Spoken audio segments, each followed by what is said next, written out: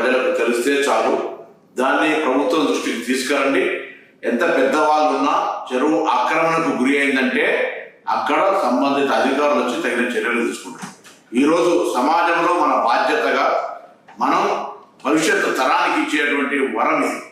మీ ప్రాంతంలో మీకు ఎక్కడ ఆర్టీఐ ద్వారా తీసుకున్నా, పూర్వీకుల దగ్గర నుంచి వచ్చేటువంటి వారసత్వంలో చెరువులు ఎక్కడెక్కడ ఉండనో తెలుసుకొని అవి ఆక్రమణకు గురైతే ఎంత పెద్దవాళ్ళైనా సరే, ఏ పార్టీ వాళ్ళైనా సరే ఆ సమాచారాన్ని ప్రభుత్వానికి ఫిర్యాదు రూపంలో చేయండి.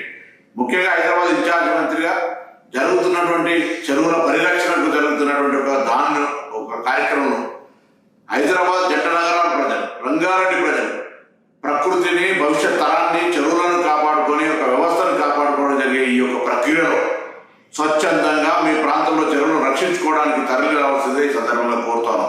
ప్రభుత్వం ఎవరి మీద కక్షపూరితంగా లేదా వ్యక్తిగతంగా ఉద్దేశపూర్వకంగా ఇందులో వ్యక్తుల మీద, పార్టీల మీద జరుపుతున్నటువంటి పోరాటం కాదు ఇది. ఒక ప్రభుత్వం ఒక పరివర్తన తేవాలనుకున్నప్పుడు కొద్దిగా కష్టమైన, నష్టమైన ఇది తప్పది.